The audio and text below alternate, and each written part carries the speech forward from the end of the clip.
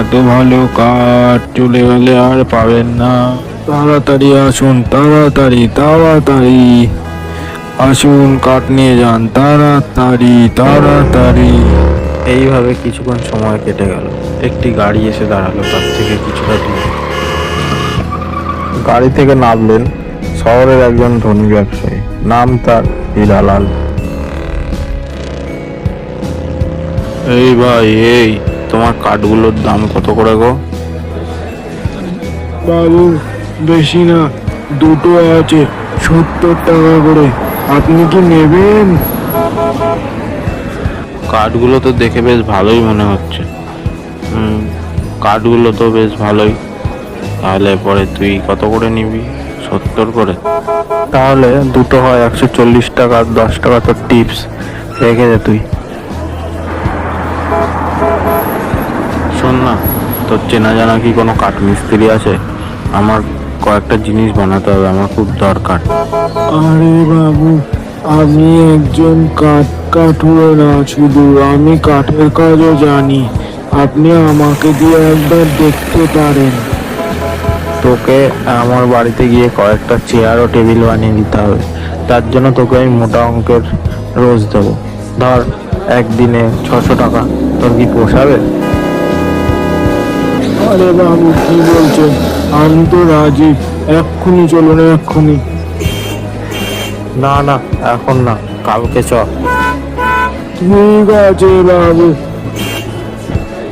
নে নে, অনেক কথা হয়েছে, এবার আমার গাড়িতে কাঠগুলো তুলে দে।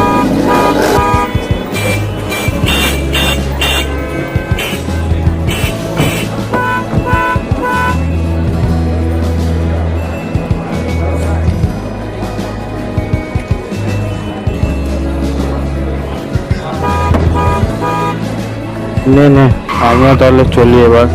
তুইও বাড়ি যা, কালকে সময় মতন চলে আসবি। আমি তাহলে আজকে আসি, কালকে টাইম মতন এইখানে চলে আসবো।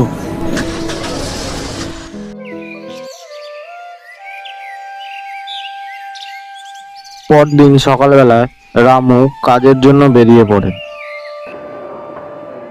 রামু পৌঁছেও যায় তার যেখানে অপেক্ষা করার কথা ছিল সেই স্থানে। কিছুক্ষণের মধ্যে সেই ব্যবসায়ী চলে আসে। রামুকে নিয়ে সে তার বাড়ির দিকে রওনা হয়, তার বাড়িতে চলে আসে। রামু ব্যবসায়ীর রাজপ্রাসাদের মতন বাড়ি দেখে হা হয়ে যায়। চল, পেছনের বাগানে চল, ওইদিকে কাঠগুলো রাখা আছে। তুই ওই কাঠগুলো দিয়ে চেয়ার টেবিল বানানো শুরু কর।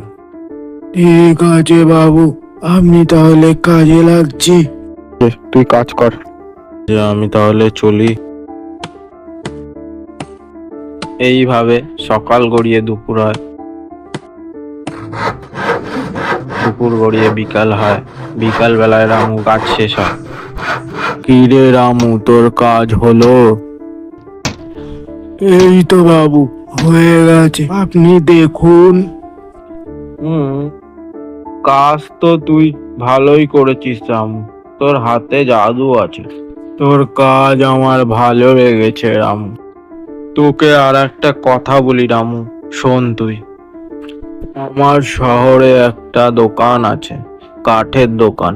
কিছুদিন হলো আমার মিস্ত্রিটা চলে গেছে। তুই কি সেখানে কাজ করতে ইচ্ছুক আছিস?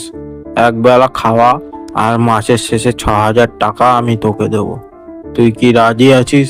তাহলে আমাকে বলতে পারিস রামু। রামু কিছুক্ষণ চিন্তা করে। ঠিক আছে বাবু, কবে থেকে করতে হবে বলুন? ঠিক আছে রামু, তুই তাহলে কাল থেকেই আয়। ঠিক আছে বাবু। এই বলে রামু চলে যায়। রামু চুপচাপ বসে আছে, এমন সময় তার বউ বলল, কি গো, তোমাকে দেখে এত আনন্দিত আনন্দিত লাগছে কেন? আরে সেমন কিছুই না গো, ওই যেই বাবুটার কাছে আমি আজকে কাজে গেছিলাম, ওই বাবুটা আমাকে একটা ভালো কাজের প্রস্তাব দিয়েছে। আমি রাজিও হয়ে গেছি। ও, তা কি কাজ দিয়েছে তোমাকে? ওই বাবুটার একটা কাঠের দোকান আছে, আমাকে বলেছে ওই দোকানে কাজ করতে। এক বেলা খাওয়া আর মাসের শেষে 6,000 করে টাকা দেবে। 6,000 টাকা? সে তো অনেক টাকা। হ্যাঁ, আমি ওই জন্যই তো রাজি হয়ে গেছি। আর আমাদের মতন গরিব মানুষকে এত টাকা দিয়ে কে কাজে রাখবে বলো? 6,000 টাকা তো অনেক টাকা, এতে আমাদের খেয়ে পরে দুজনের ভালোই চলে যাবে। ঠিক আছে, এ তো খুব ভালো কথা। তোমার কথাই মনে হচ্ছে ঠিকই হলো। তুমি বলেছিলে না, চেষ্টা করলে সফলতা আসবেই। হয়তো ভগবান আমাদের দিকে দেখেছে এইবার। ঠিক আছে, এ তো খুব ভালো কথা। তুমি তাহলে বসো, আমার বাইরে কিছু কাজ আছে, আমি সেগুলো সারতে যাই। ঠিক আছে, যাও।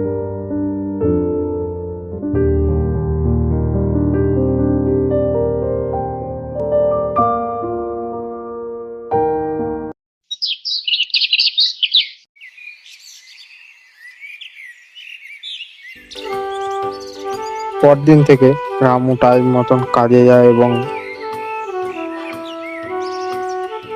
সারাদিন খাটাখাটনি করে দিনের শেষে সে বাড়ি ফেরে।